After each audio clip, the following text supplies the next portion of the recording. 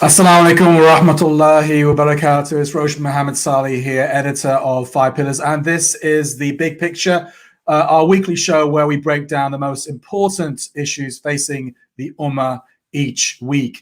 And today we got a packed show for you. It's going to be a slightly elongated show. Usually we do 1 hour, but I think we're going to do a little bit more than an hour today because we're going to try and pack in 3 topics. So our first topic is the talk of the town, Muslim Pro and the data leak to the US military, allegedly. We're going to break that down for you because I know it's at the top of the list of concerns for Muslims around the world. Muslims all over the place are deleting the Muslim Pro app from their phones. Our second topic this week is the Labour Party and Islamophobia.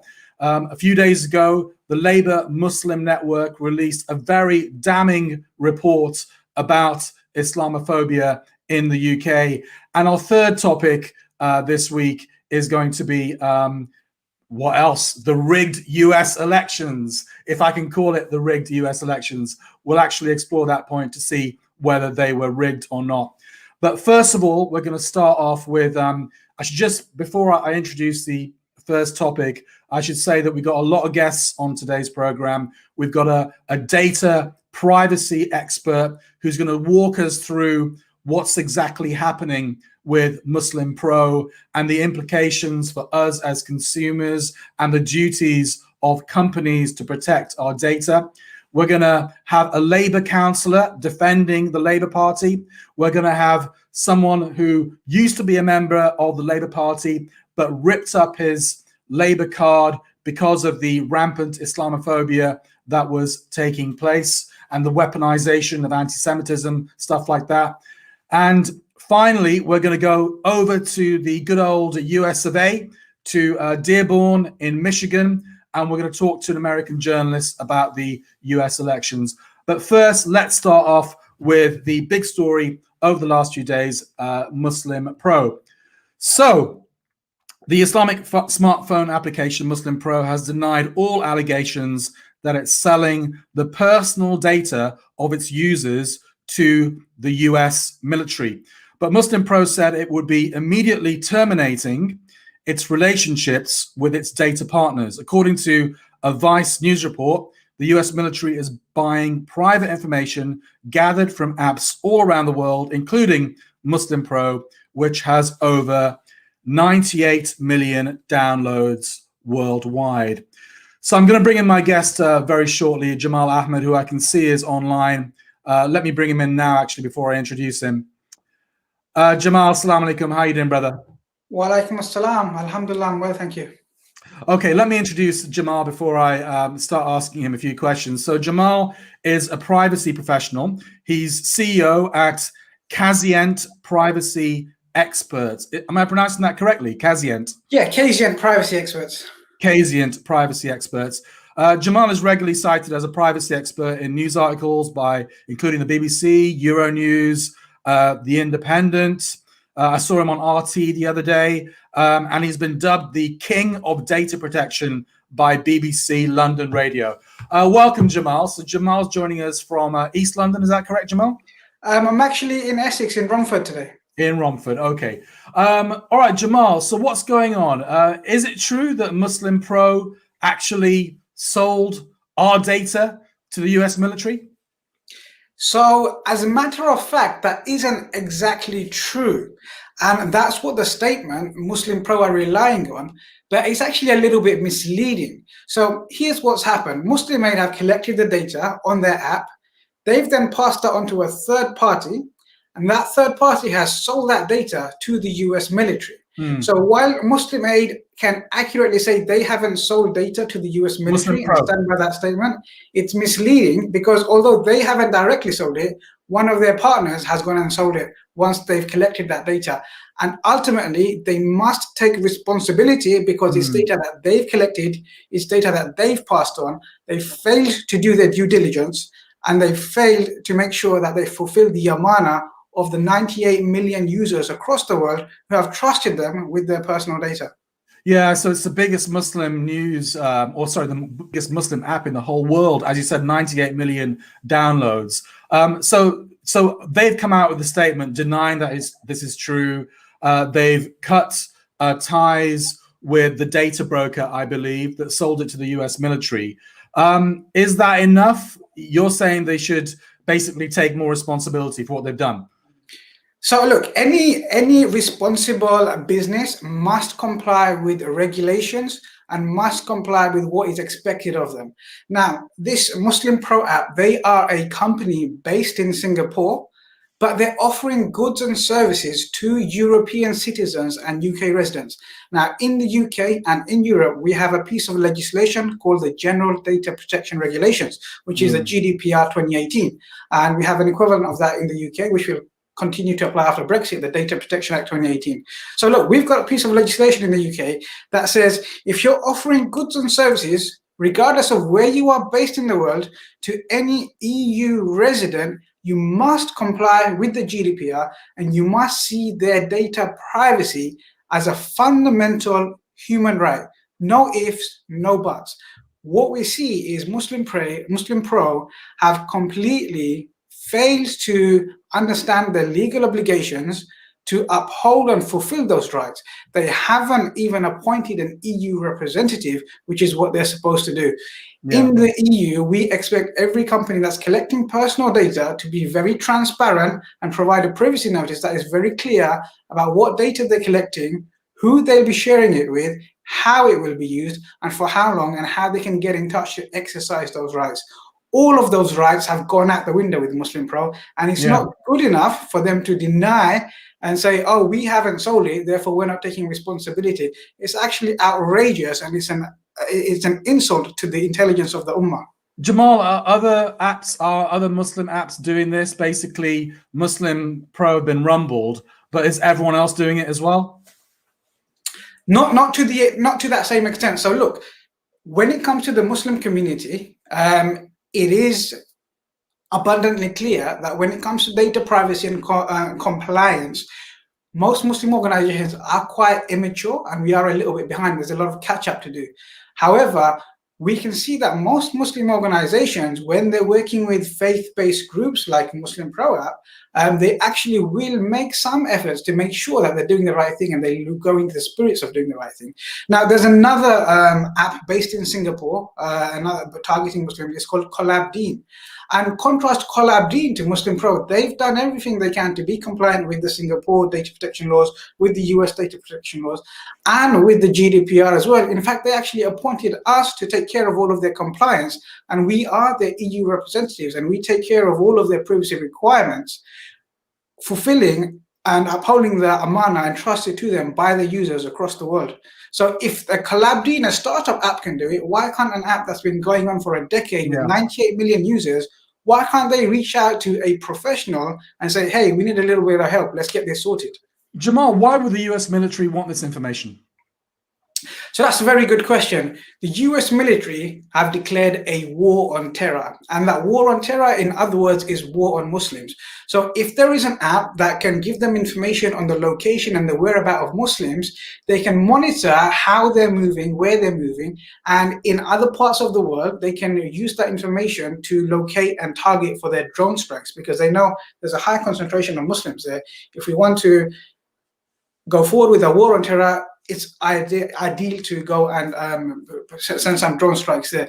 They also want to collect intelligence. And from this data over a period of time, they can make lots of logical assumptions, they can make educated guesses, and they can use that to make profiles of patterns of movements and what might or might not happen and where to deploy agents for their foreign intelligence. So that data would be very useful to them. One of the things that you want to do when you're at war is to understand the enemy, and this data helps them to understand the enemy a lot better. Wow, that's really scary stuff. I mean, Jamal, are we being a bit naive here, all of us, in the sense that, you know, I guess it's a shock to us that a Muslim app would collect our data and then it would end up with the US military. But in reality, you know, everyone's doing it. Facebook are doing it, Google are doing it. Even, you know, just having a smartphone means that we're going to be under surveillance, right? So that's not exactly correct. Now, let me explain what I mean by that. So let's just say I have a jar of beads, and in that jar of beads, I have red counters, I have green counters, I have blue counters, and I have white counters. Now, for you to be able to focus on what the white counters are doing and how they're moving if I shake it, it's going to be quite difficult for you because it's mixed with all of the other counters that are kind of diluting what you can see and focus on. If I had a counter just full of those white beads and no other beads, you can see exactly what those counters are doing, how they're moving, and you can predict how each of those counters might move. And that's exactly what we see when we have faith-based organizations collecting data. That data is raw, undiluted data that is very useful for the US Army, for their intelligence. Now, one of the things that we need to look back at is in the last couple of months, at the highest court in Europe, the European Court of Justice, there was a case known as Schrems 2. And what they found was that companies that are collecting data across Europe and then transmitting them to the US have been banned from sending any more information to the US, because what they found is in the US, there is a piece of legislation called FISA, FISA, which is the Foreign Intelligence Surveillance Act. And what it allows American, the Army and the intelligence officers there to do is to spy on every single citizen that is outside of the UK, outside of America, that's not an American resident, and monitor them. And what European legislators have said is we're very uncomfortable with the fact that they could monitor and surveil our European residents, and therefore we're banning all data transfers, and therefore the privacy shield was scrapped. And there are a number of American, US-based organizations here in the UK that are specifically focusing on Muslims, and that is very dangerous, and it's also illegal. They need to put some safeguards in place, and they need to make sure they move that data from the US into Europe to keep us safe. Wow. But I guess my general question to you, Jamal, is how safe are we online? You know, when we use WhatsApp, it says this is encrypted. Facebook assures us that our personal messages are between us and whoever we're talking to. That's not really the case, right? If intelligence agencies or people really want to see what we're saying to each other, they can, right? So here's the thing. Up until a couple of months ago, Facebook had all of their data processed on European residents in Ireland. And a few months ago, they decided they're going to use the UK, move the UK Facebook data over to the US. So anything that you do on Facebook or WhatsApp or Instagram, they're all owned by the same guys, you should keep in mind that it's likely that it could be given up under FISA to the US government, and you could be monitored and surveilled. Wow. Okay. All right. So basically, all of us are potentially targets.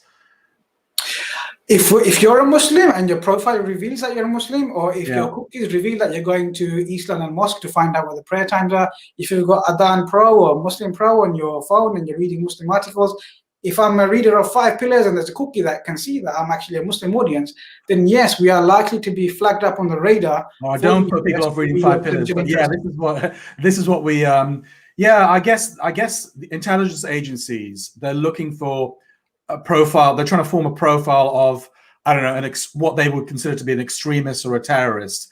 And I guess from my research, that would be somebody quite young, between 16 and 35, a male. You know, might be someone who, I don't know, goes to the mosque a lot. I don't know, something like that. So they're trying to build a profile of a terrorist and maybe try to monitor those people. They can't monitor all of us, but they want to build that profile up so that they can target certain groups, right? Exactly, and all of that data feeds in. If I take your phone, or if I look at your phone, how you've been using your phone for the last 24 hours, I can probably get a lot more insight about you as a person than some members of your family and your neighbors that have known you for over 20 years. Yeah. Because it's really revealing, where have you spent your time? Which apps have you used? What articles have you been reading? I can really try and understand your mental mindset and see what your habits are. It is weird. Who are you friends with on Facebook? Because what I find is that, you know, obviously I'm browsing for something, you know, I don't know, a car, and then suddenly I'm bombarded with adverts for an Audi car or a BMW car. Sometimes, maybe this is me just being paranoid, but I feel as though I'm just thinking about something, or I might have a conversation with somebody about something. I haven't browsed online, and then suddenly I get an advert trying to pitch that very thing to me. Is that just pure paranoia? No, it's not just pure paranoia, because when you download apps and when you download and access places, a lot of them will ask you for permissions for different things. Some of them will ask for permissions to your microphone. Some of them will ask for permissions to your photo gallery. Some of them will ask for permissions to other things. And this is what we call the targeted cookies. So they're cookies that will actually come onto your devices and monitor and spy on what you're doing, so that they can go and sell your data to advertisers under what we call real-time bidding, so they can send you a really focused, targeted ad that means you're more likely to click on it and spend some money with them. I mean, this is just like a free gift to the CIA and MI5 and MI6, isn't it? I mean, they don't have to do any legwork anymore and try to kind of, catch terrorists or extremists or whatever. They just have to click on someone's Facebook profile. That's right, and this is what the European legislators are worried about at the Court of Justice, is the FBI or the CIA can go and knock on any organization's door and say, hey, give us your data, and they have no right to refuse it. Contrast that to the UK, where you have to go to a judge, get a warrant, provide grounds. In the US, they just have to knock on your door and say, hey, give me this, otherwise you're going to prison. So Jamal, what's your, as a data privacy expert, what is your concrete advice to the viewers of this show? What should they do? How can they protect themselves online? All right, so first of all, I would say go and look at your default cookie settings and put them onto the highest privacy setting that you can, so that you're not allowing all of these targeted cookies and other cookies to drop. If you're a little bit more cautious and you don't mind spending a little bit more money, I would say go and invest in a VPN. A VPN is a virtual private network. It stops anyone else from seeing your activity. Yeah. And the third thing I would say is hold organizations to account. Organizations have to take responsibility to uphold and fulfill the amana, especially if they're targeting a faith-based group. All right, so just to recap, put your cookies on the highest privacy setting possible. That's the very least you should do. Yeah, that's on all of the browsers by default. Yeah, and the better thing to do is to get a VPN, which I think costs about £30 a year, something like that.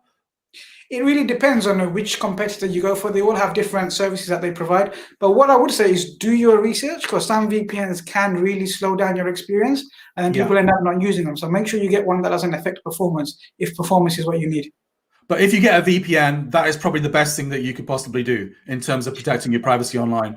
Yeah, that's one of the most pragmatic steps you can take to protect your privacy online. Absolutely. And what was the third piece of advice? The third thing is hold organizations to account. Yeah. So yeah, exactly. So what should companies be doing? I mean, even 5 Pillars. I must admit, when I saw this story, I got worried about 5 Pillars. I thought, because we have an app as well that's been downloaded loads of times. Are we unwittingly basically not doing our duty? And I talked to the person that kind of deals with this for us. He said there's a few other things that we could do even. Obviously, we're not selling data to anybody. We're not handling sensitive material. For 5 Pillars, just like any other organization that's collecting or offering services, collects data, whether you want to collect that data or not, there are pixels and cookies that are placed as the part of the developers when they build your websites, etc. You need to make sure that you're compliant with the GDPR, and that you understand what data you're collecting, who you're sharing it with, and you've got different data processors and other companies that you're paying money to, and they've got access to your data. So you need to do the due diligence to make sure that you get compliant with the GDPR. And if you don't understand how to do that yourself, it's about reaching out to a professional service provider such as us to come and say, hey, can you come and look at this and give us some advice, and either come and do it for us or do it with us. And we'd be more than happy to assist. But should we be paranoid? Because a lot of people, they've already deleted Muslim Pro from their smartphones, probably many other Muslim apps as well. Should we be paranoid about this? What's your advice? I think it pays to be cautious, and if you're in doubt, then delete it. I mean, you can live without those apps. People have been living without smartphones before smartphones were invented. Just find another way of getting around it. But if you not too bothered and you don't really use your smartphone, then that's okay as well. Now, one of the arguments a lot of people make is if you don't have anything to hide, then you've got nothing to worry about. Now, that's actually a very redundant argument, because it's a bit like saying, if you don't have anything to say, you shouldn't care about freedom of speech. Yeah, exactly. We've got a right to privacy, and that is enshrined in our rights. Let's take And a few. another interesting thing is, as Muslims, privacy is actually very fundamental to our religion and our beliefs. 1400 years ago, in the deserts of Saudi Arabia, our Prophet sallallahu alaihi wasallam, he actually gave this privacy as a basic fundamental right to everyone. And he went so far to say is that if someone was peeping into your house and you threw something at them, and it caused them to die, there would be no sin on you. So it shows that's how much of importance Islam values on an individual's privacy. And that's just peeking into someone's house. When it comes to data privacy, that can often be more revealing and more intrusive, because we're going forward and we're collecting stuff like biometrics, people's fingerprints, people's iris scans, people's facial recognition. If someone hacks into my password or understands what browsers I'm doing, I can clear my cookies and I can change my passwords. But if someone gets access to my fingerprint, to my facial recognition, to my DNA data, there is nothing I can do about that. Yeah, I mean, I'm no Islamic scholar, but as far as I understand that, what happens between your four walls is your business and your business alone. Sharia law, for example, only kind of comes into effect when the sin, for example, is committed in public and affects the public arena. But ultimately, if it happens within your four walls, you shouldn't do it. Of course, you're answerable to God for doing it. But the hudud doesn't come into effect. So that just kind of underlines the importance of privacy in Islam and respecting privacy. Jamal, people are leaving comments. Before I let you go, let me take a few comments here. So Dev says Israel praises Saudis. Okay, that's about something else. Waqas says devastating news from Muslim Pro. I'm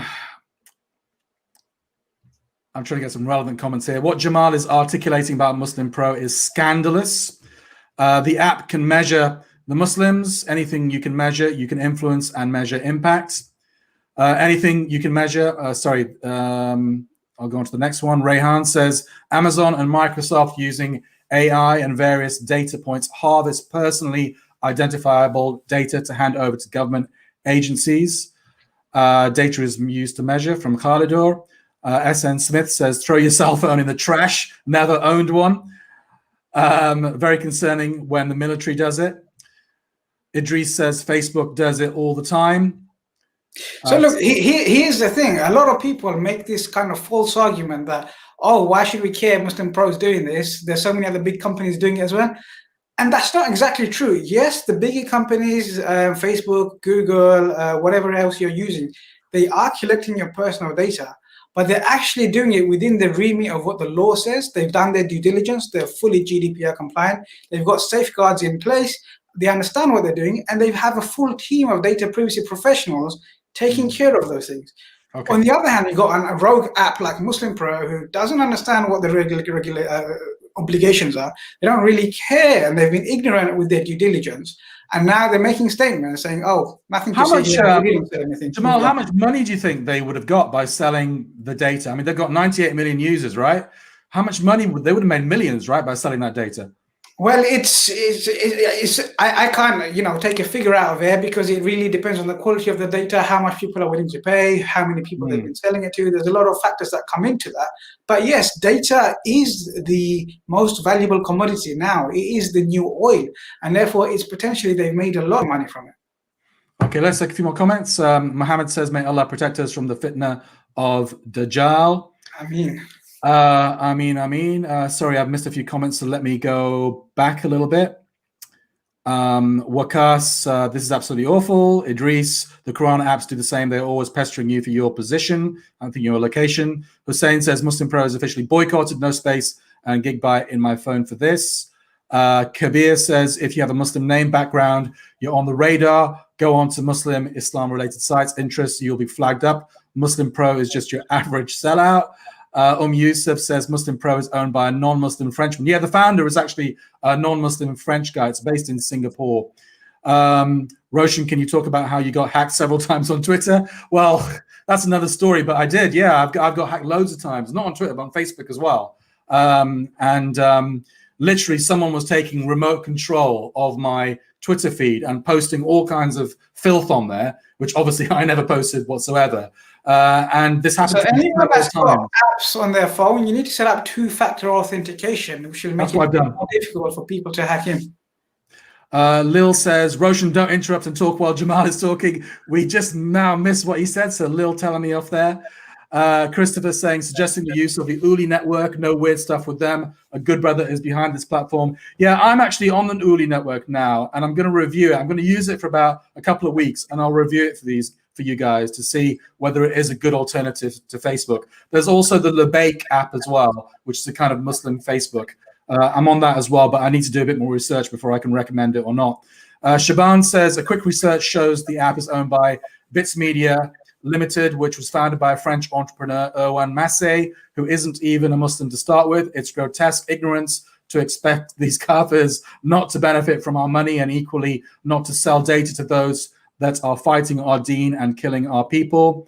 How about Azan Time Pro? Where does it stand vis-a-vis privacy of its users? And finally, the tech security Silicon Valley is based in Israel. Very naive to think Muslims are not being watched. No need to be bothered. They'll watch you regardless. Personally, I'd advise to be sensible. Tasneem says, what is the safest app for communication? FaceTime. Do you want to just handle some of those comments? Your final thoughts, Jamal?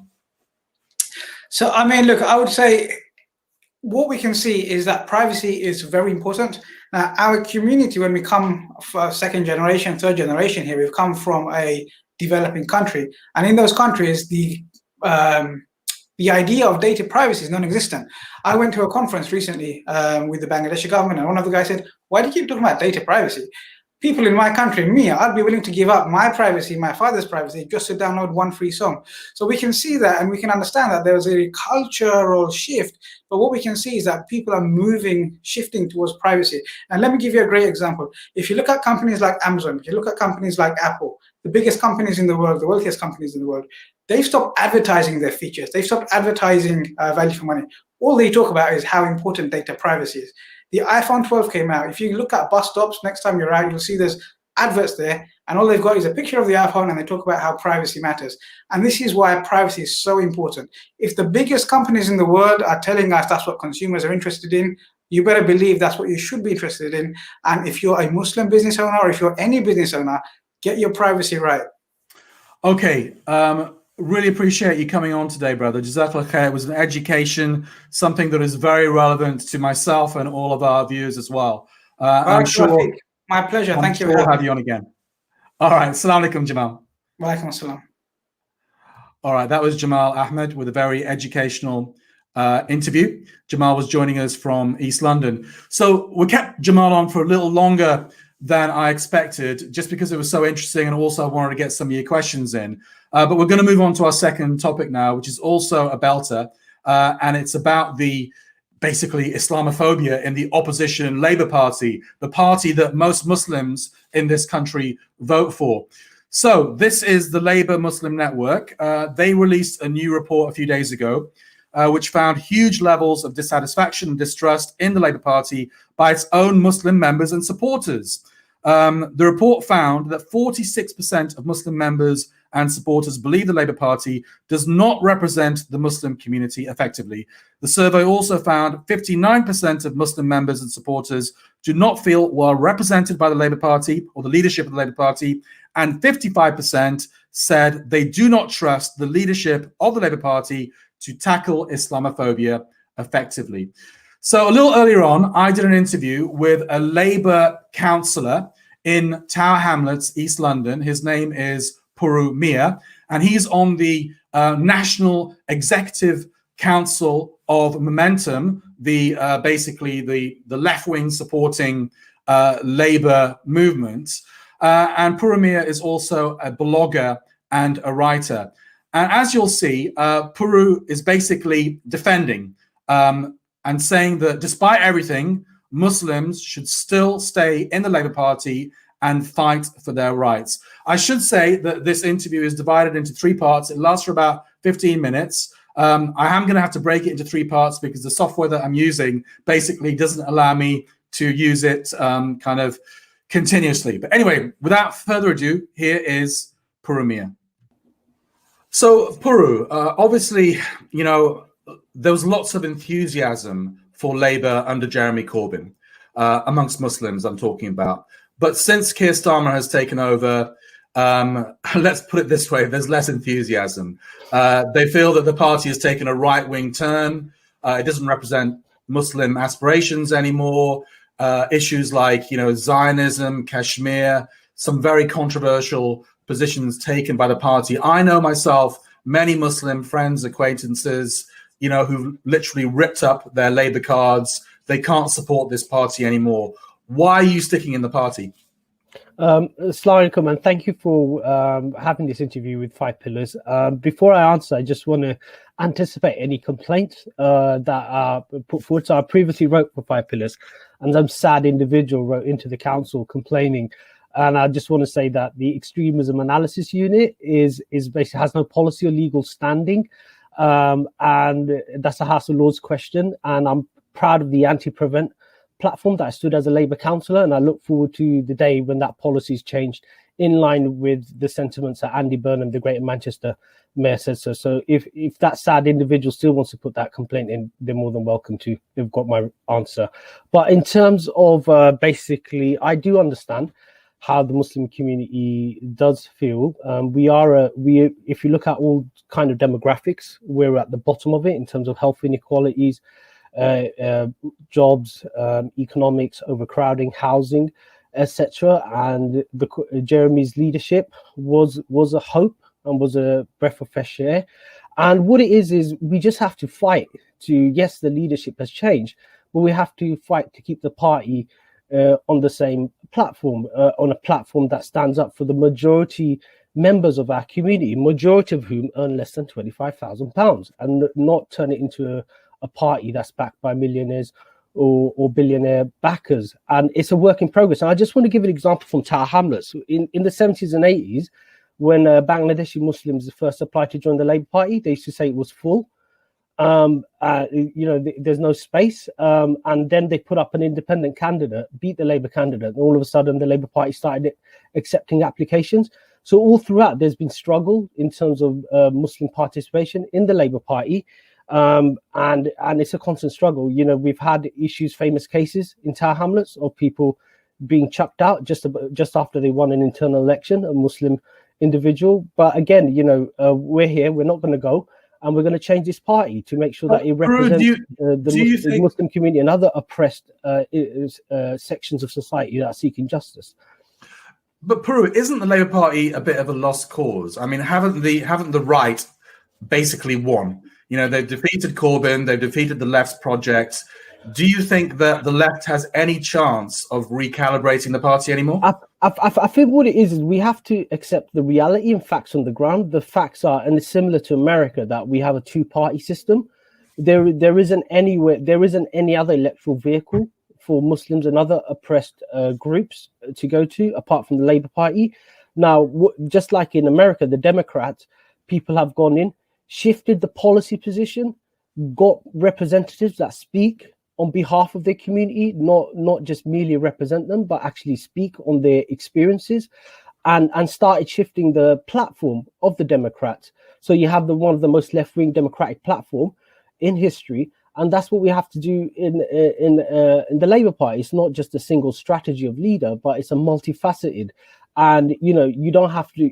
I would encourage people to join the Labour Party, but if you don't want to join the Labour Party, join a pressure group to advocate for issues that affect the Muslim community, and then hold your elected representatives to account and shift the policies of the Labour Party and Labour councils as well. So the Labour Party is not in power in central government, but is in power in most of the local authorities with large Muslim communities. Start shifting those policies. But etc. Like issues like prevent, issues like COVID as well. You start asking questions like why isn't the public health budget increased? Why haven't there more staff been assigned to public health in terms of track and trace? Look at Oldham, which has a Muslim leadership and a deputy Muslim leader that put through a innovative COVID-19 track and trace, and it has the lowest infection rates in Greater Manchester. Puru, what are your thoughts on the treatment of Jeremy Corbyn? Obviously, he was suspended from the party because of his reaction to human rights reports saying that there was anti-Semitism in the party under his watch. He released a statement. I thought it was a pretty bland statement, defending his position. He was suspended, then he was reinstated after, basically backing down at least halfway and appeasing the leadership. What do you think of Jeremy Corbyn's treatment by the leadership? Well, the result speaks for itself. Yesterday, there was a unanimous decision to reinstate him, to reinstate his membership. So the Labour Party is a mass membership party. It's not a one-man show. It's the members that have sovereignty. It's conference that is the sovereign body, and the NEC is a representative of conference. And I think the leadership need to wake up and understand that they're in a mass membership party, and divided parties don't win. That's the reality. And that decision shows for itself. It was a unanimous decision. But there's this perception amongst Muslims now, Puru, that Labour is effectively an anti-Palestinian party where you can't criticize Israel harshly. If you try to do that, they will crack down on you. Is that a fair reflection? You're on the inside. Yeah, well, I'm a member of the Palestine Solidarity Campaign, and I'm proud of that. Etc. Me and another councillor expressed our views in various ways at full council on the Palestine issue. So I think it's a fight to fight for. That's what it is. Don't give up the fight. Argue, win people over, etc. And we need to make a distinction between solidarity with the Palestinian people and not go on and not cross that line in terms of prejudice, and that's that line that we need to be aware of. As long as we're positively advocating Palestinian rights, universal rights of self-determination, of basically universal human rights, and anti-discrimination. Let's be frank, there are laws that are discriminatory. As long as we speak to the facts, I don't think anybody could say anything. But that's what we need to do. We need to stick to the facts and emphasize that these are universal human rights. They're not just particular human rights in certain jurisdictions. Puru, I think a lot of people watching this will get your point that, as you say, two-party system, we're a minority in this country. We can't just isolate in ghettos. We have to have some influence in the mainstream. I think most people would get that point. But also, I think a lot of Muslims feel that, at some point, we've got to make a stand. If we're getting slapped around like this and our views are not being taken into consideration, ultimately, we've got to take a stand. Just like the Jewish community under Corbyn, they took a stand, right? So I don't see Muslims taking this stand. Do you think that? Yeah, go on. Sorry. No, I definitely. I think what it is there's a saying that when you point a finger, there's four fingers pointing back at you. I think we as a Muslim community need to have a hard think about the representatives that we put forward. Definitely. Look at the councils that are run in Muslim areas. Are they advocating policies that benefit the Muslim community, etc.? And there needs to be a hard kind of question as to why time and time again the Muslim community puts up representatives, to be frank, who can't hold a pen, let alone give a speech. And those questions need to be asked, and the problem starts from there. The people ain't going to take you seriously if you send a donkey to the council chamber. I'm sorry, that's what it is. They'll think the rest of you are donkeys.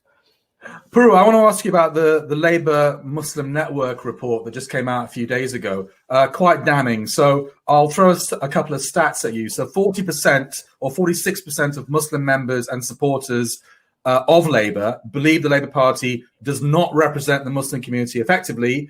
59% do not feel well represented by the leadership of the party, and 55% said they do not trust the leadership of the party to tackle Islamophobia effectively. Your thoughts? Well, it doesn't surprise me, given the experiences within the Labour Party. But again, it's a work in progress. And I just want to give an example of what we're doing locally in Tower Hamlets. Like in our local party, which has a large Muslim population and a large Muslim representation in the executive of the party, We instituted workshops on Islamophobia with Hope Not Hate, not just on Islamophobia, but other forms of racism, like anti-Black racism as well, but also on anti-Semitism as well, workshop with Jewish members.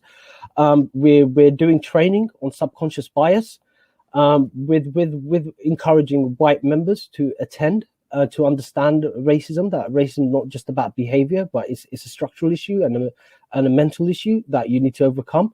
And so it is a work in progress, and that's what we need to do. Yes, I do welcome the Labour Muslim Network report and the recommendations, but we need to start from the ground up. We need to basically challenge Islamophobia where we see it, the narrative of Islamophobia, and the narrative, for example, that Muslims are an alien people, that Muslims haven't had a relationship with Britain. Like, I come from the Bangladeshi Muslim community, like the East India Company. That's a 400-year relationship in East London. They used to have warehouses there. So Muslims constantly were coming into East London.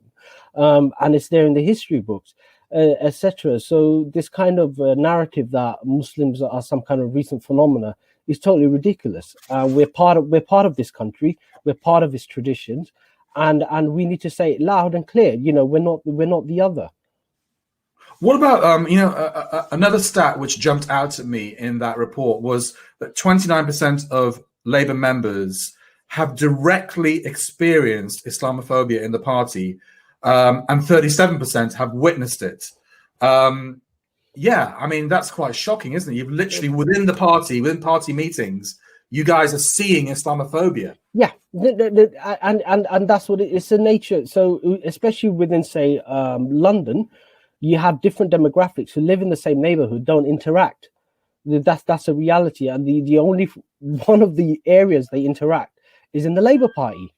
And obviously people are going to come with their prejudices, extreme prejudices, prejudices like, for example, that Muslims are somehow structurally anti-Semitic, or Muslims are structurally misogynist. So you're guilty until you're proven innocent. Mm-hmm. And we need to challenge that. We're human beings. We have the same issues as the other community. And why is it a blanket condemnation? And why do we have to prove our innocent? The other prevailing attitude, and it's reflections of society. That's what it is, that reflects within, is the Muslims have some kind of dual loyalty, that we're suspicious. And this isn't new. This always historically has been in the UK with religious minorities. Irish Catholics had the same issue, and now it's the Muslim community. And we basically need to tackle it within the Labour Party, but outside in society as well, and challenge those narratives. What do you want to see Labour do with this report? Because obviously when the anti-Semitism, furore blew up, they commissioned a report into it. They suspended loads of members, and it was news constantly.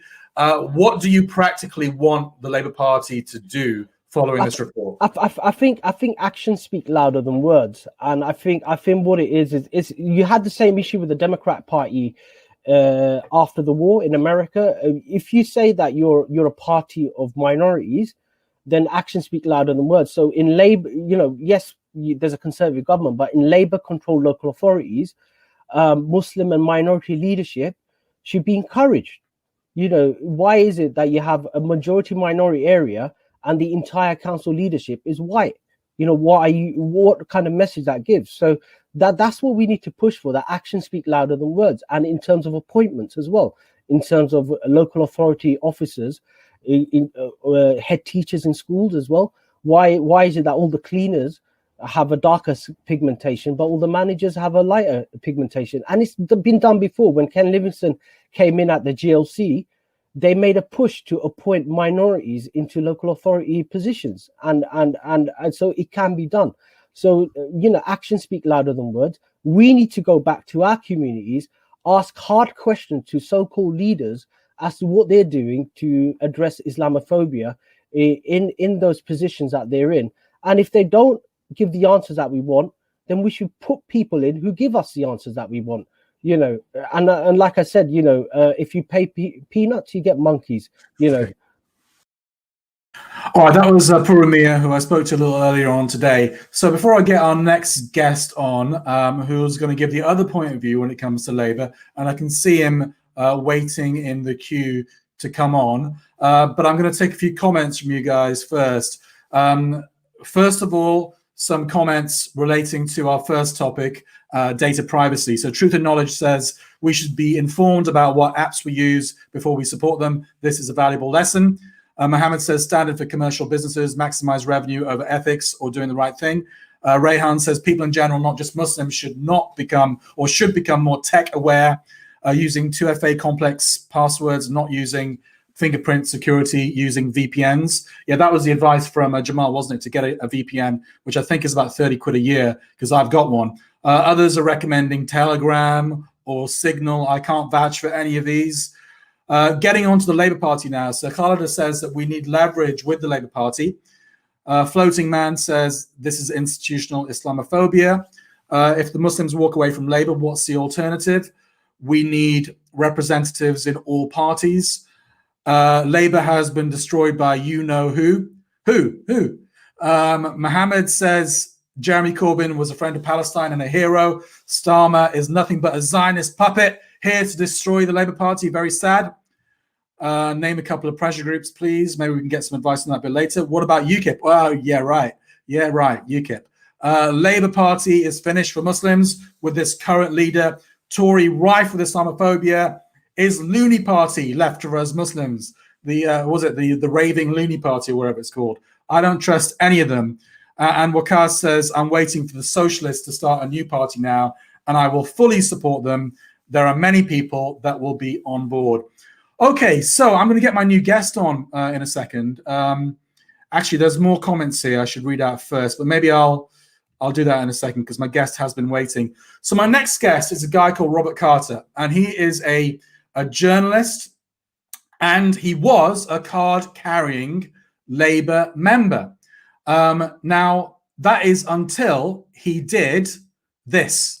I cannot be part of this party any longer. I think it's immoral to be part of this party any longer. And until they reform on this key Palestine issue, I have been left with no choice but to completely destroy and walk away from my membership and loyalties to this party. All right, let's get Robert in now. Robert, salam alaikum, how are you doing? Wa alaikum salam, great to be on. Well, I mean, that was a bit melodramatic, wasn't it, Robert? Cutting up your membership card. I mean, you were going for the YouTube hits, right? No, not at all. Obviously, I had been building up that frustration for quite some time. Yes, I did make it public, but because it was such an important message that I was trying to pass on, and it was coming at around about the time, it was earlier this year that I decided to finally give up and quit the party. It's after many, many months, in fact, years of frustration for pro-Palestine members of the Labour Party, who are, of course, targeted by what's been described as a witch hunt against them ever since Jeremy Corbyn was elected leader many years ago. So obviously, it came at around about the time when Corbyn was being forced out, in my view, from his position after years of backstabbing from his own MPs and just being hounded at every turn for his views on Palestine and his supportive views of British Muslims and things like that. And so I decided that, you know what, rather than being kicked out of the party and going out on their terms, I'll quit on moral grounds, which was the right thing to do, and make a strong message that, you know what, this Palestine issue, among others, is not negotiable. And if Labour is not prepared to take a moral stand in support of oppressed peoples in Palestine and elsewhere, then I don't want anything to do with that racist party. I mean, you were being investigated, weren't you? Because you filmed an internal party meeting, right? So you were being investigated for that. And your complaint was like dragging on for about a year. It didn't get anywhere, right? And you just like threw your hands up in frustration and said, all right, sod this, I'm leaving. Yes, that's the short end of the story. Very, very quickly, for anyone who remembers, there was a Labour MP, a notorious pro-war, pro-Israel Labour MP called Joan Ryan. And she, at the time, when I first became a Labour member, was my local constituency MP. And ever since Corbyn came in and it became clear that he was a pro-Palestine socialist who was trying to reform the party, she decided, you know what, she's going to do everything she can to undermine his leadership, regardless of what the membership thinks in her local constituency. The majority of them were pro-Corbyn, I remind you, and she decided she was going to be one of those Labour rebels. I decided, you know what, I'm going to expose her as best I can.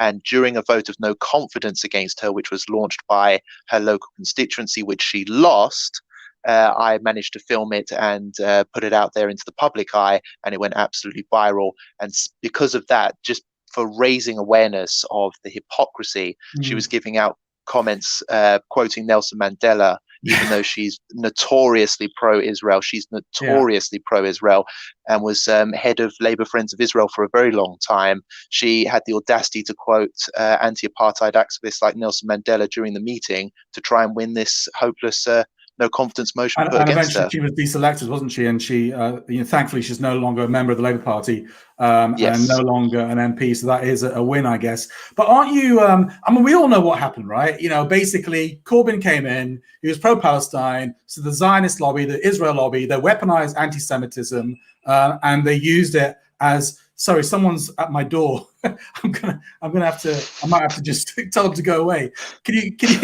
I'm gonna get the person to go away at my door because they keep on ringing my doorbell. Can you maybe explain while I'm gone? Can you maybe keep talking and explain to the audience what you think of Jeremy Corbyn? Because I'm really disappointed with him. You know, he was pro-Palestine, but he was weak. He was completely weak. He didn't, kind of go after the Zionist lobby and call them what they were. And now he's out on his arse. He's out on his backside, and he was suspended from the party, comes back with a groveling apology, gets reinstated, but still isn't an MP. So while I'm gone, getting this idiot at the front door and telling him to do one. Go for it. Tell us what you think about that, Robert. You got about a minute. I'm going to take over the show. So this is the Robert Carter show now. Rosh Mohammed Saleh has run away. I hope all the audience can take that on board. I've debated with Roshan in the past. It was on the Hagia Sophia transformation back into a grand masjid. I won that debate and Roshan has clearly run away. So that's what I'm going to say. Moving on to the point at hand, bring us back to topic. So obviously the Labour Party is a total mess, a total disgrace.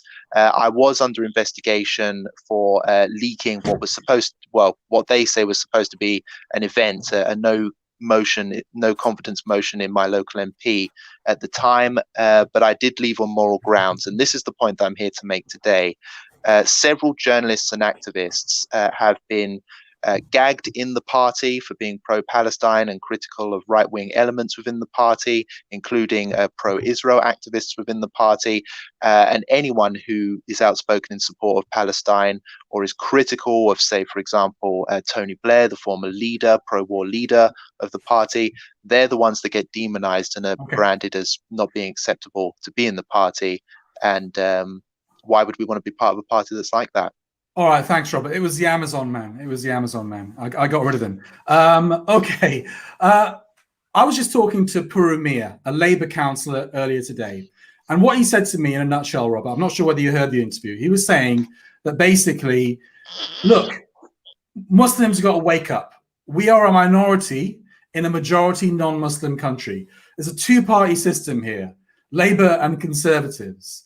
Either we isolate ourselves in our little ghettos, have no influence whatsoever, or we at least try to influence the mainstream. And ultimately, if we don't do that, we'll be even more voiceless and even more powerless. So I guess that in a nutshell is the pitch for staying in the party, fighting, taking the party was on the left, now it's on the right.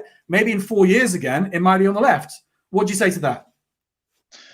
Obviously, it's an argument that I hear a lot, and it does make sense on the surface. But the conclusion that I've reached after, throwing my entire weight into the process, joining the party, going to meetings, engaging in the political process, becoming, a passionate Labour supporter, trying to get my guy elected, trying to get the party elected and all that type of stuff, is that it's essentially a poisoned brand. It's a poisoned system, which ultimately, no matter what we do, we are always going to be the minority. Our views and our opinions are not going to be accepted by the mainstream.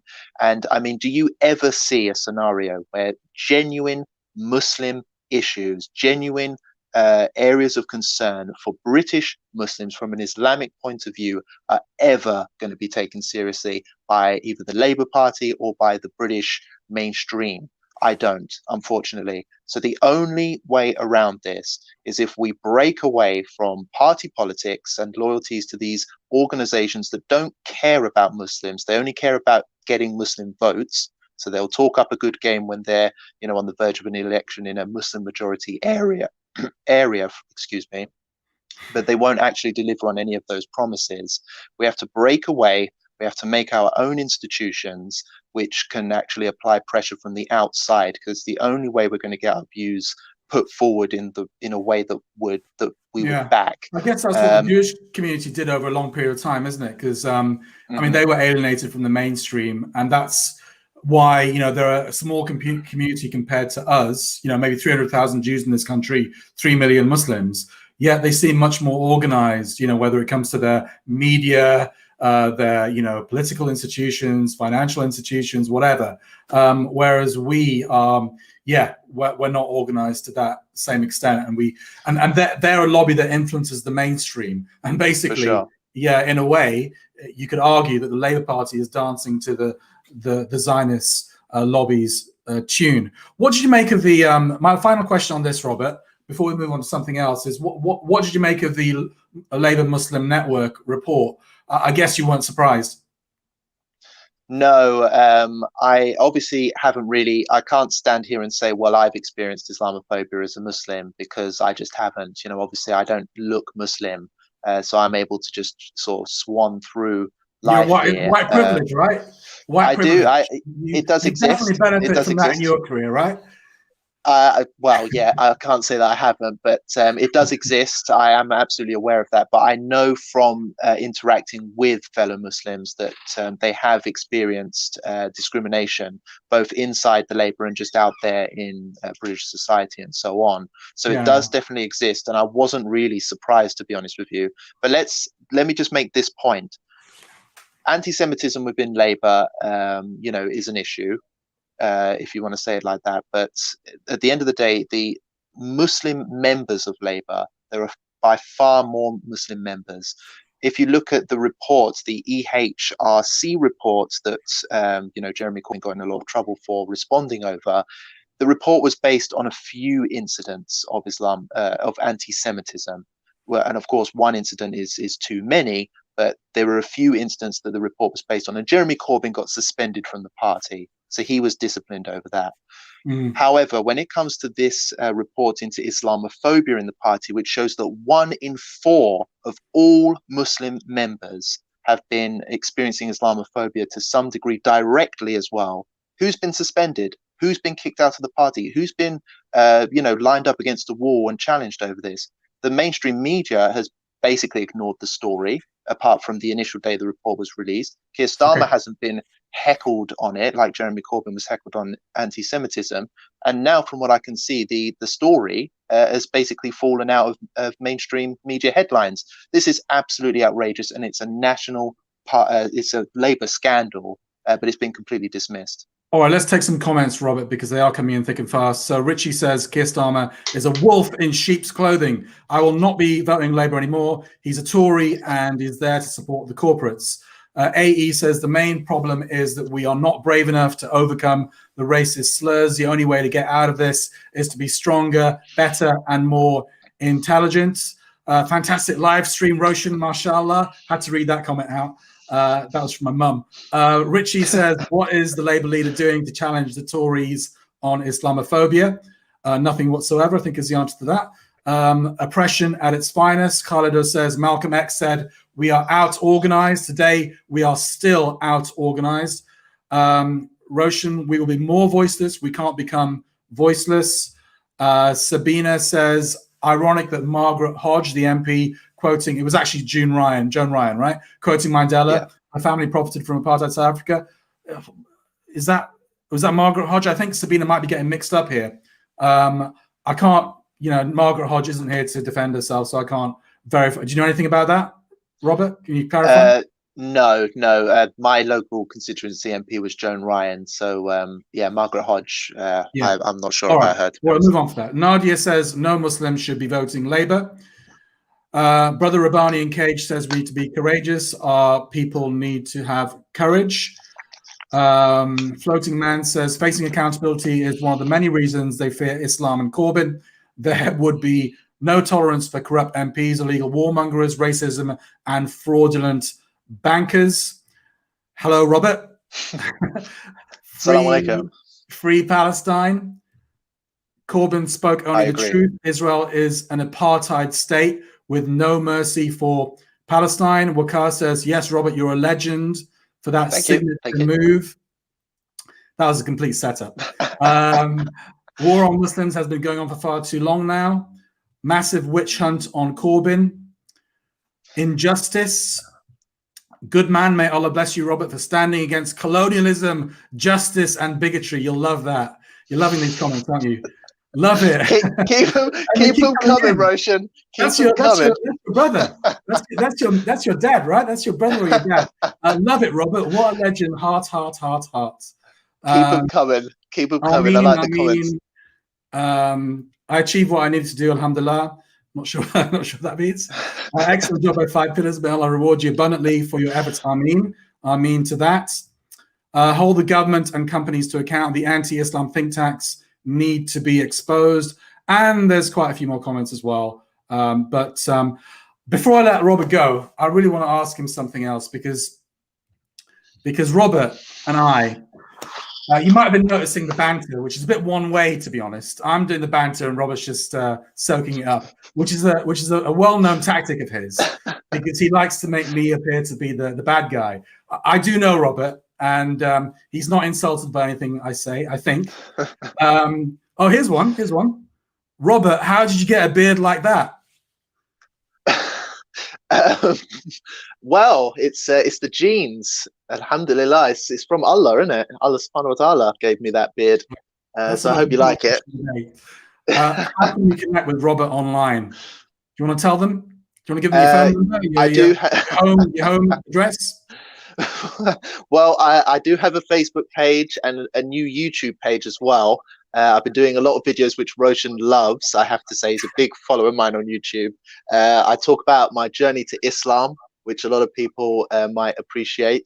That's gone out. And also my Hagia Sophia, my journey to Hagia Sophia, which I think is what Roshan's going to challenge me on next. So go to my YouTube, official Robert Carter. You can find me on Facebook and YouTube. All right. Okay. Look. Robert says that when he went, he said he won the debate on Hagia Sophia. All right, so Robert and I had a debate about a couple of months ago on Hagia Sophia. It was a private debate on our private Facebook pages, but Robert obviously had to leak it to the public. And that's what I do. Joan Ryan and you. Quite controversial. And I was being a bit silly, insulting Robert. Robert was playing it cool and taking all the insults. And not giving any back strategically, by the way. And everyone had a massive sense of humor failure, basically. All my Facebook friends who've got no sense of humor whatsoever started piling in on me, saying that I was unprofessional, etc., etc. So I'm going to be unprofessional again, just to annoy them. He was a horrible old man. So basically, in a nutshell, I was arguing that Turkey should not have made Hagia Sophia a mosque. It was an unnecessary move. And you were arguing the opposite, being very Turkish nationalistic and up Erdogan, etc., etc. So we had a debate on that. And I think most people did actually agree with you. I was definitely in the minority. Even though I won the debate hands down, I was you won with minority support. It's not a US election. You went to Hagia Sophia a few weeks after that debate. So tell us about that. I did. So I decided that now that it was a grand masjid, I'd really like to go and visit it. I always had wanted to, but I'd never been to Turkey up until that point. And I thought, you know what? It's the perfect excuse to go to Istanbul and have a look. So yeah, I went there. It's an amazing building, of course. The city's beautiful as well. But once I arrived, I was quite surprised that there were a few things that I noticed that really did shock me, to be honest with you. So I'll just let you in on a few of them. Obviously, it's traditional for any mosque to, for example, have certain rules like removing your shoes before entering the prayer space, segregating the entrance and exits between men and women, all those types of things which you would consider to be bog standard in any typical mosque. But actually at the Hagia Sophia, which is a grand masjid and has a lofty title, a lot of these policies, typical Islamic policies, have yet to be enforced properly. And I found it quite shocking, to say the least, especially because I was hoping to go there and have a really Islamic spiritual experience, but it was quite disturbed a lot of the time. Still, tourists are allowed in to go and visit the premises, which is fine. They're not allowed in during prayer time, but they do still tend to find their way in and sneak in, I have to say.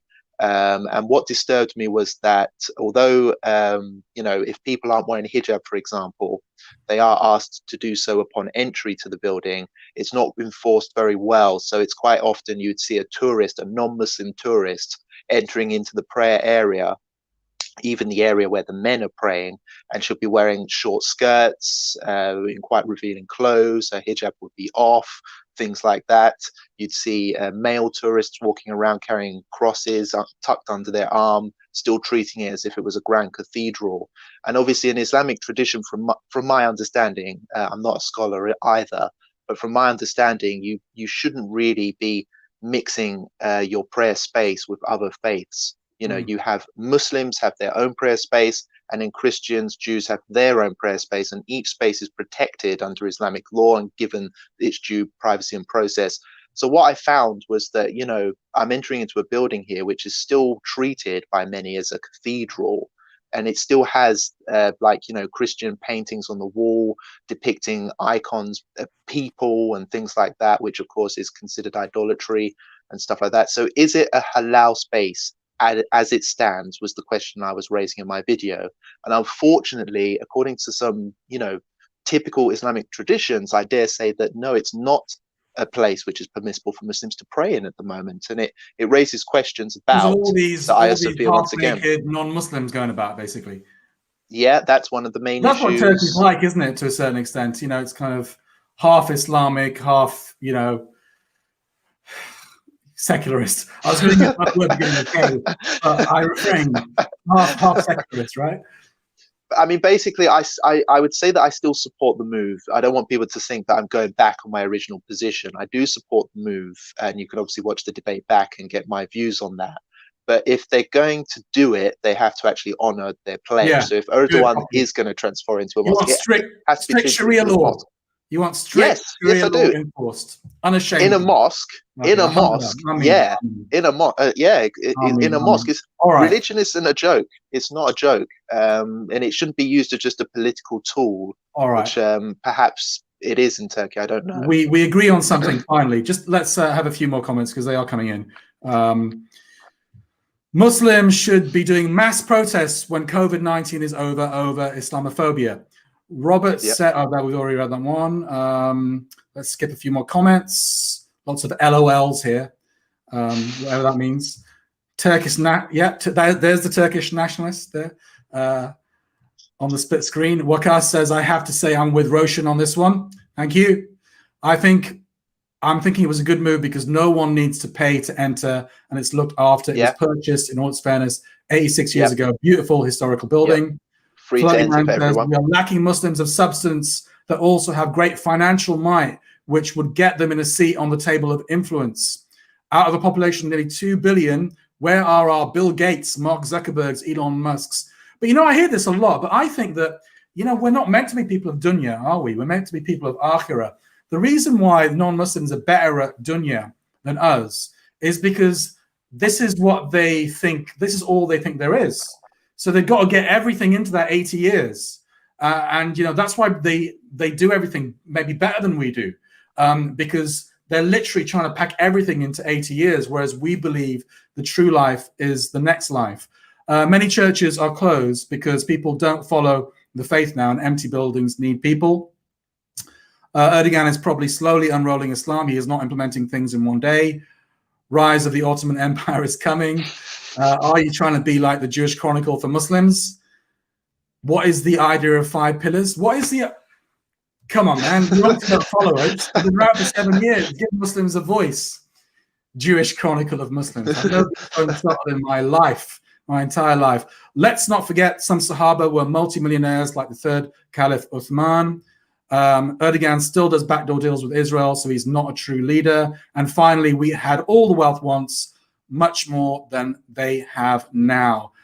Any final thoughts, Robert, before I let you go? Because I've got another guest waiting online. Sure. The only thing I will say is I want to re-emphasize the point I made earlier on about the importance of Muslims setting up their own institutions and building up their own community. I think 5 Pillars is a good example of a success story here.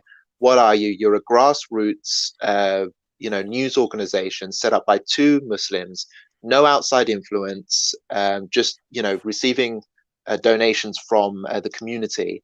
And you've gone from being a small platform that no one's heard of to building yourselves up now where you actually have a presence and you impact the Muslim community and you challenge the mainstream from a Muslim perspective from the outside.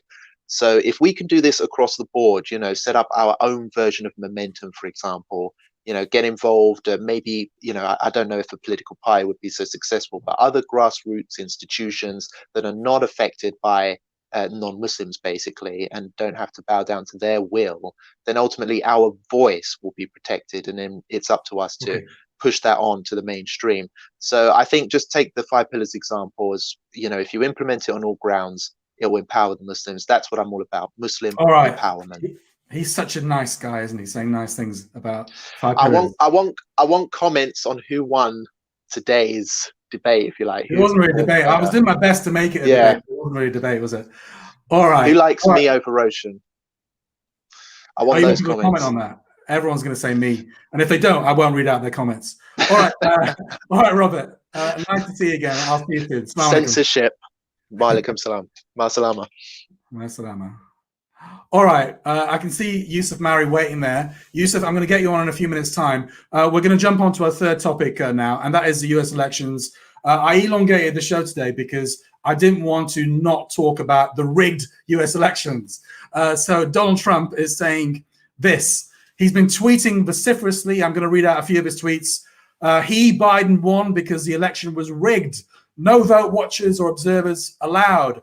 Vote tabulated by a radical left privately owned company, Dominion, with a bad reputation and bum equipment that couldn't even qualify for Texas, which I won by a lot, the fake and silent media, and more. Dominion deleted 2.7 million Trump votes nationwide. Data analysis finds 221,000 Pennsylvania votes switched from President Trump to Biden. 941,000 Trump votes deleted. States using Dominion voting systems switched 435,000 votes from Trump to Biden. And finally, I won the election. Voter fraud all over the country. All right, to talk about this, I'm going to add to the stream award-winning journalist. I like it how you've called yourself award-winning journalist, Yusuf Mari. That's very modest of you, Yusuf. Well, it just said it just had Yusuf Mari on there, so I figured I'd add. Assalamu alaikum. How you doing, brother? Add a humble title. Alhamdulillah. Alaikum assalam. I'm doing good. Thanks for joining us. So Yusuf is an award-winning journalist, as he calls himself. He's worked for many outlets, international outlets as well as American outlets. Yemeni by origin, but lived most of your life in Dearborn, Michigan. And you're joining us from Dearborn, Michigan now. I spoke to you, Yusuf, on election night when we did that marathon all-nighter here in the UK on election night. And when I got you online, you thought Trump was about to win, and then it all kind of turned around. So what's happened there? What's happened since then? I mean, is there a civil war in America yet? Not yet, but we'll have to wait and see if a civil war does erupt. I mean, I know we say it in a joking manner, but on election night or the following day, I went to Lansing, the capital of Michigan, where there was protests taking place, and there was armed left-wing activists who were there to protect their protesters. They were wearing, AR-15s, rifles, and bulletproof vests. And when I asked them, why is the left wing taking up arms? Because this is usually a trend that the far right wing, they're the ones who are supporting laws to be allowed to carry guns under the Second Amendment of the U.S. Constitution. And they're basically saying, the left wing is basically saying that they need to protect themselves because they fear that if Biden is declared the winner of the 2020 election, then Trump supporters will be taken to the streets in arms and basically causing chaos and causing instability. Do you think the vote was rigged, Yusuf?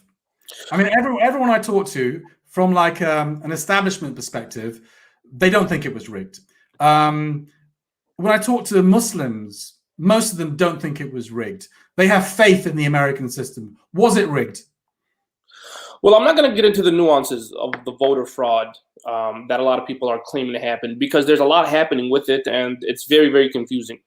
But basically what I will say is that a lot of mistakes did happen, and those errors or mistakes, call them whatever you want, they happen to be in the favor, they happen to favor the Biden campaign. Biden benefited from those mistakes, from those errors. There was cases of Trump votes not being counted in Georgia.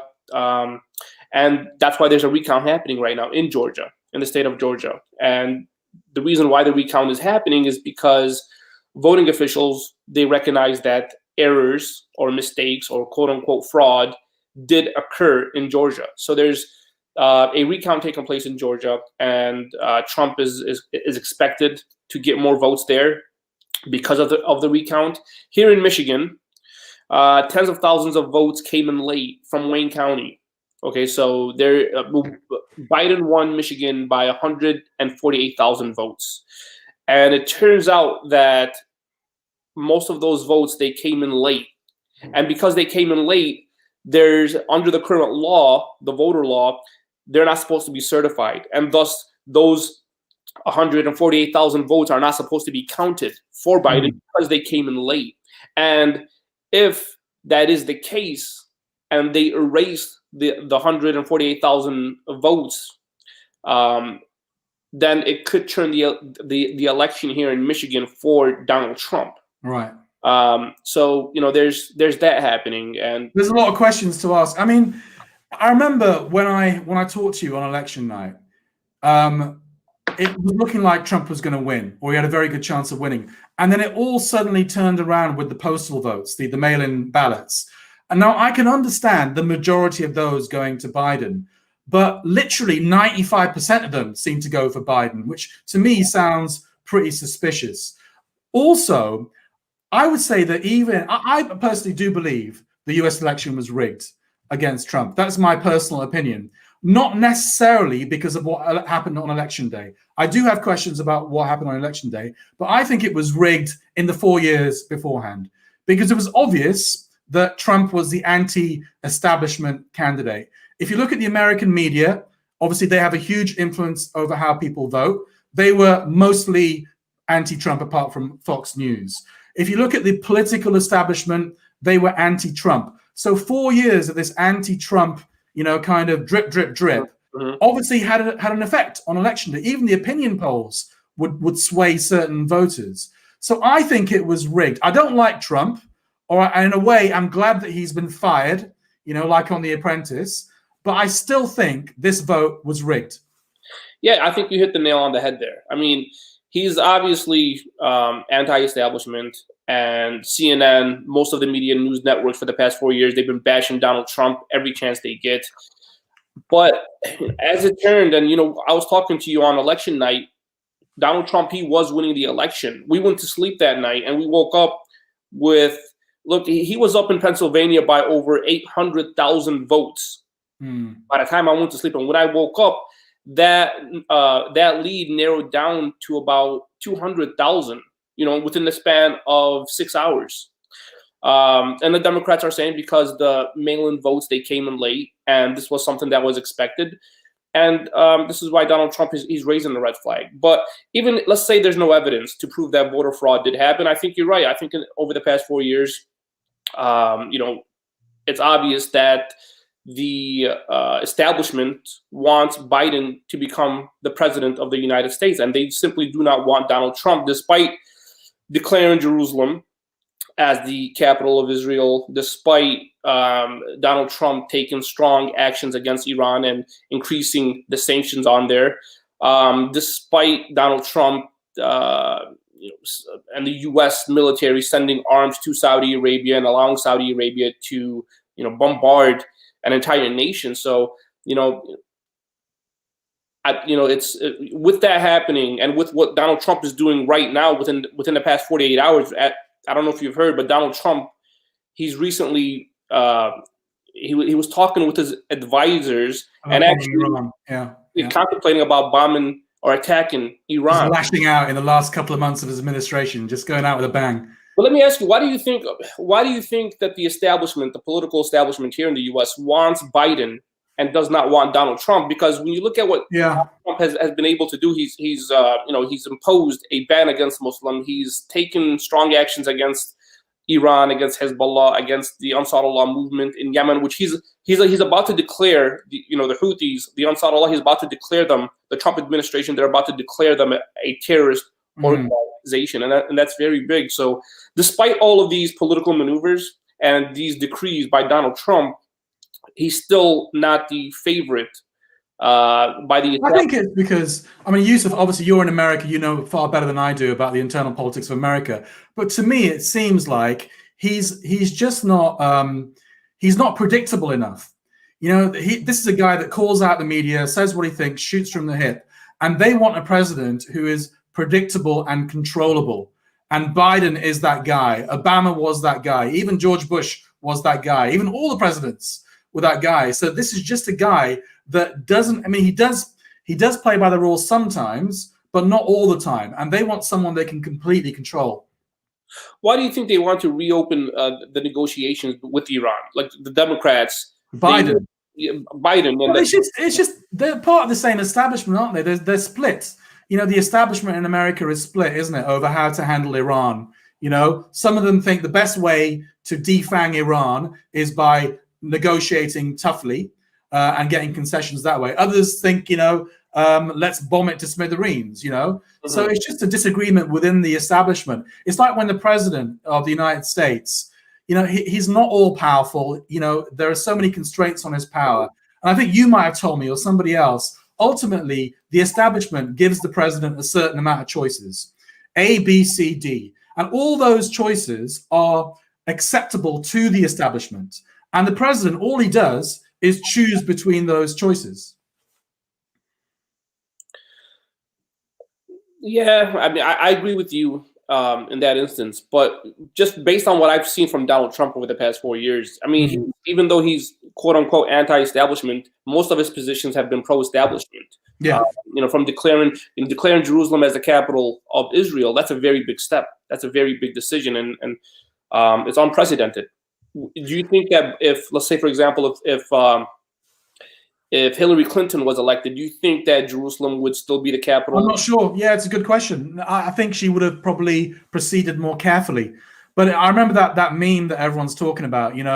Biden, ultimately, he's going to be a guy that bombs Muslim countries, but his plane will have an LGBT flag on it, and it will be rainbow colors. So it's same policy, but kind of rhetoric. But Yusuf, I want to ask you.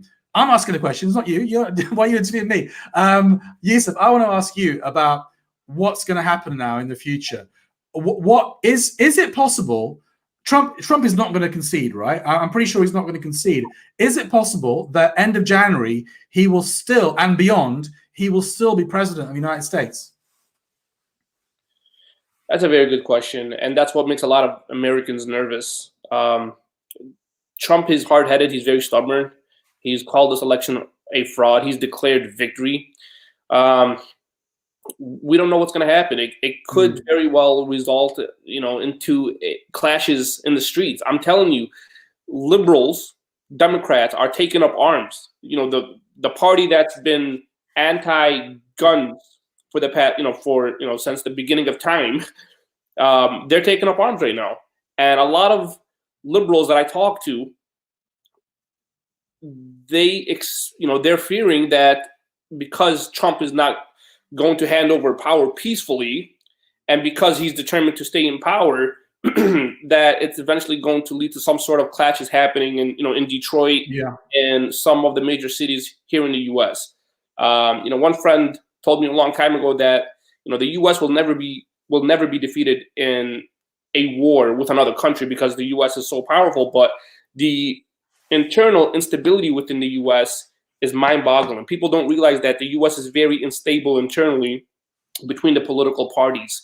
You have the Democrats, Republicans going at each other's necks. The far left, the far right going at each other's necks, and all of this tension is building up within the midst of this election. And Trump, him having the supporters that he has, his supporters basically worship him. If Donald Trump tells his supporters to take up arms, they will, and they will take up arms.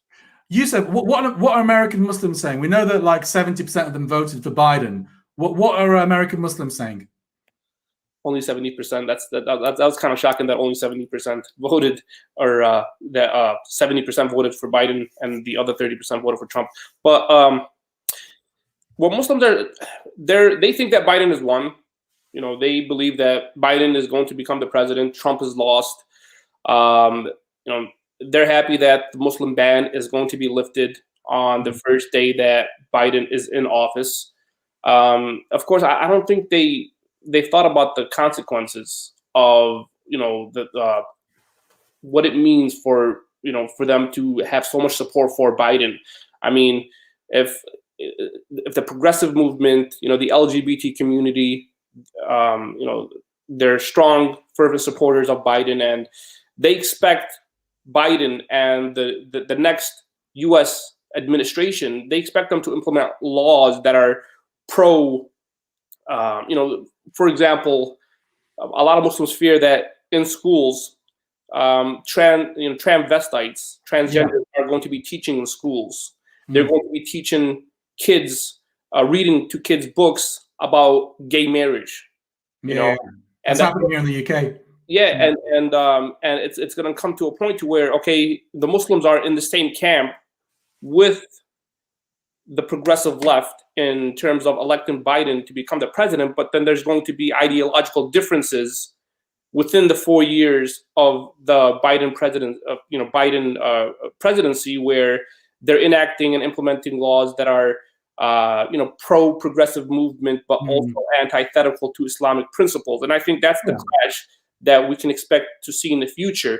I think you guys had it in London or in the UK where Muslim parents, they started protesting because they did not want their kids to be exposed to such material where, they're reading to children books about two men getting married. And I think that's the same sentiments that a lot of Muslims here in the US share, and they're going to eventually have to confront. Yeah, I mean, I think that ultimately Muslims are drawn to the left. They feel they have more in common with the left than they do with the right. But ultimately, if you get too close to the left, they will destroy your religion in another way. They might not kill you or bomb your countries as readily as the right, but ultimately they are interested in destroying your values, your religious values, because most of them are atheists anyway, aren't they? Yusuf, I've got one last question we'll take a few comments if you can stick around for a few more minutes. Sure. But I've got to confess, Yusuf, from the outside, across the Atlantic, I'm loving this. I'm loving what's happening in America. I'm looking at it with my popcorn and I'm absolutely loving it, because America has done so much harm to the Muslim world. I've seen it with my own eyes, the death and destruction in places like Iraq and Gaza and Libya and so many other places that I've reported on. You've seen, all the horrors in Yemen as well. So I take it really personally, and when I see America divided like this, it gives me hope, because I don't think that America ultimately is going to be destroyed or defeated militarily. I'm not saying I want to destroy America, but I don't think it's going to be defeated by the Muslims militarily necessarily. I think it'll destroy itself, through all this liberal nonsense, the destruction of the family. If you destroy the family, you will destroy society, because the family is the building block of society. And that's what Western countries are doing. So in 100 years, we won't have to do anything, ultimately, because these countries will destroy themselves. So I have to say that I think a divided America, Yusuf, is good news for the rest of the world, especially the Muslim world. So are you hoping for a civil war to happen here in the US? I would never say that in public. Ultimately, ultimately, I don't want anyone to die. Right. I'm not bloodthirsty, and I think it's un-Islamic to wish for a civil war and people, because I've seen it in Muslim countries. I've seen civil wars. I know what they do. So of course, I'm not wishing for that. But I would say that a period of instability and division in America is a great thing for the rest of the world, because it will keep America internally focused and not externally focused. What do you think? That's a good way of putting it. Yusuf, let's take some comments. All right, let me just go back to when Yusuf joined us about 8:10, didn't he? So let's scroll back a little bit. I'm curious to see what's going to happen with after once they declare the Houthis a terrorist organization, because you have all these humanitarian organizations that are dealing with the Houthis right now, and they're in coordination with them in terms of distributing humanitarian aid. And I was talking to a CNN colleague that I used to work with, and he said that these humanitarian organizations will be forced to basically no longer associate with the Houthis once they are declared a terrorist organization, which would lead to famine. We're definitely going to do a show on Yemen in the future, but let me read out some comments. I guess the problem is more the lack of unity and practical application for our beautiful faith by majority than anything else. Have a look at the Mad Mamluks and Boys in the Cave podcast. They have Patreon supporters. I'll be a Patreon supporter of 5 Pillars if you create a WhatsApp group, inshallah. I do know the Mad Mamluks. We have a collaboration with them. Dilly Hussein, of 5 Pillars, he actually does a podcast collaboration with the Mad Mamluks. I think Blood Brothers is. I love the banter between you both. I'm not sure that's Robert or me. This is about Robert beforehand. Trump is a joker. Fastest growing religion in the world is a problem for the world. Sabina says, why don't they investigate Trump's claims independently? Not saying he's right, but why not just put it to rest one way or the other? Tom, the fact that Muslim Pro was selling people's data should be enough reason to delete that app. Muskie says, Biden, Trump won't make a difference to us. Ummah will suffer regardless. Wakas, I think he's saying salam alaikum to you, Yusuf. I hope all is well on your side, and inshallah the family is well and healthy. Let's go to some more comments. Can you really call Trump anti-establishment? He's a white male multi-billionaire businessman. Yeah, good point. Saudi Arabia is a proxy war against Yemen. There's one good news about Yemen. Biden basically, if he comes in, hasn't he pledged to end support for the Saudi war on Yemen? Yeah, he said he's going to end military support to Saudi Arabia.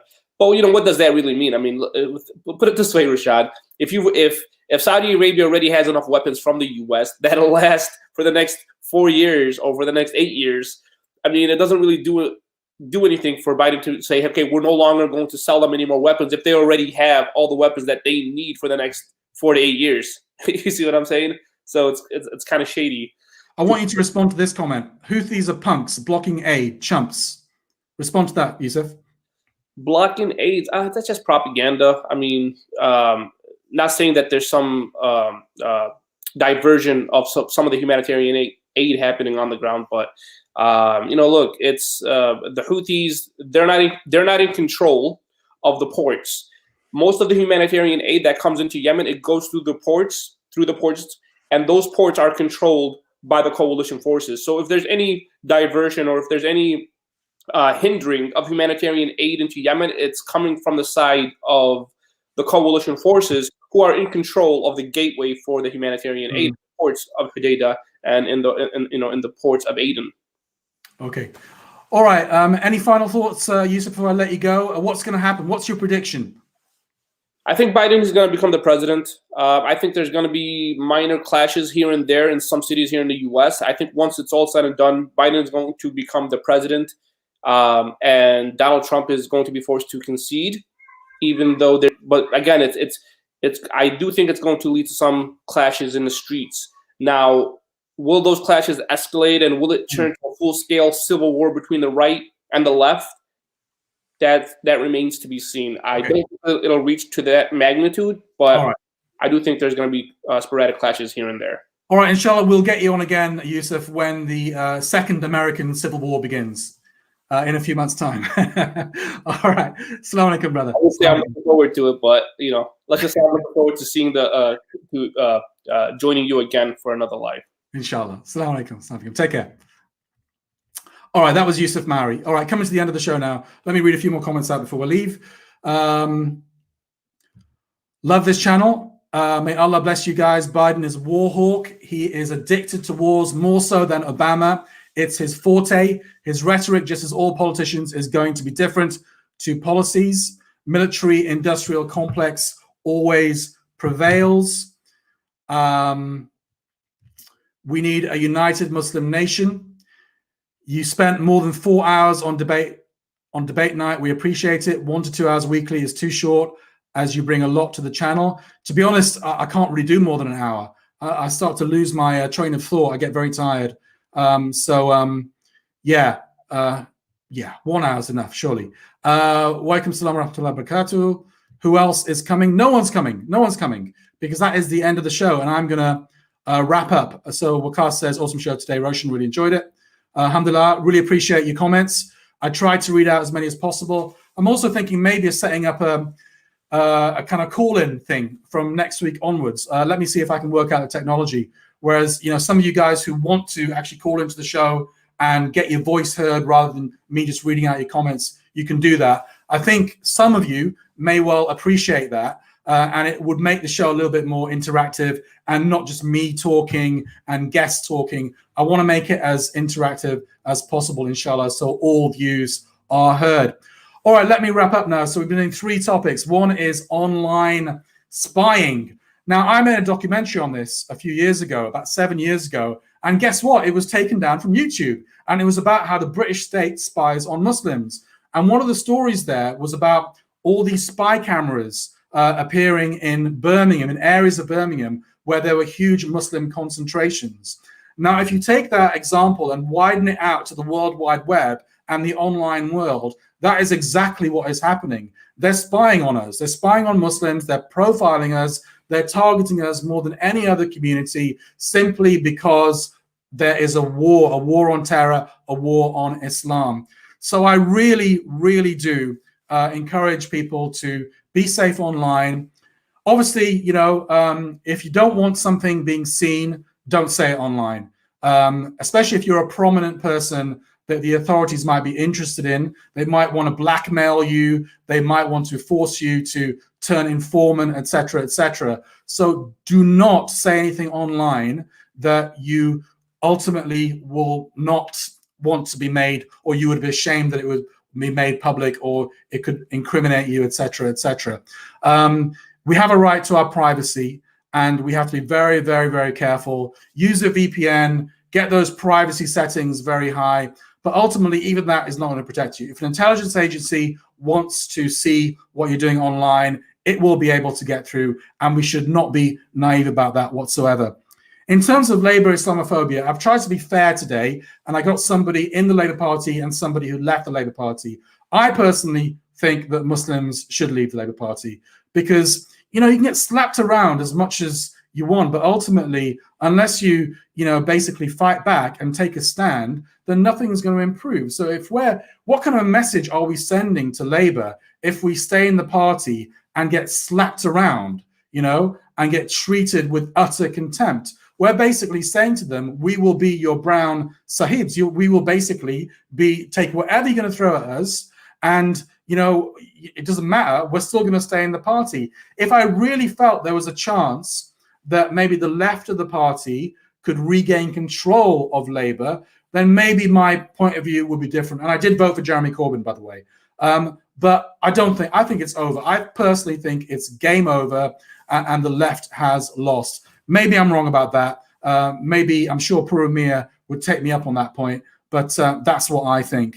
And I think Muslims really need to focus on organizing our own community, put our efforts into that instead of these lost cause like the Tories and Labour and the Lib Dems or whatever. Let's put our efforts, our collective efforts, into organizing our own community, building our own community institutions which are independent, self-financing, and not dependent on the government or the mainstream. That's what I've tried to do with 5 Pillars, and I've been partially successful thanks to you guys, alhamdulillah. And that is my vision for the entire Muslim community. And then we can be a truly strong lobby that the mainstream listens to, rather than, you know, a disparate group of individuals who have different factions, different sects, whatever, and they're just picking us off. They're dividing and ruling and picking us off. Finally, I think the election was fixed. If it wasn't fixed on election day, it was definitely fixed the 4 years previous to that. And we've got to stop we've got an inferiority complex. We think that only brown people can cheat at elections, or black people can cheat at elections. No, white people can cheat at elections as well. I want international election monitors at every US election, at every British election, because I don't recognize the legitimacy of a British election or a US election without impartial election monitors from around the world, the UN, monitoring every single polling station and every single counting station. Maybe then I will accept the legitimacy of the vote. But I think Muslims are very, very naive. If this had happened in a Muslim country, the mainstream media would be calling it fraud. They would be calling it a stolen election. Yet I see Muslims saying, no, it's free and fair. Of course, these wonderful people couldn't cheat, and the institutions are very strong in these countries. Of course they didn't cheat. Don't be a conspiracy theorist. I think that's a bad attitude on behalf of Muslims. But I'm glad that America is divided, because a divided, internally focused America is good news for the Muslim world. Just like Brexit has made Britain internally focused. It's not even thinking about foreign wars, these wars of choice, these deadly wars in Iraq and Afghanistan, Libya, elsewhere, Syria, whatever. All it's thinking about is, stopping the breakup of the United Kingdom with Scottish independence, the Irish question, all these internal issues. And that is the way I like it. On that note, I'm going to finish this special kind of long edition of The Big Picture. We'll see you next week, inshallah. I should apologize to YouTube viewers in particular. Last week's show was not uploaded to YouTube because YouTube decided to ban us for a week for no good reason whatsoever, but they decided to ban 5 Pillars for a week, and that's why I did not upload last week's show with a special appearance by Dili Hussain back from Bangladesh. You can see it on Twitter, you can see it on Facebook if you want to, but I did not upload it, unfortunately, to YouTube because I was prevented from doing so. See you guys next week, inshallah. Assalamu alaikum wa rahmatullahi wa barakatuh.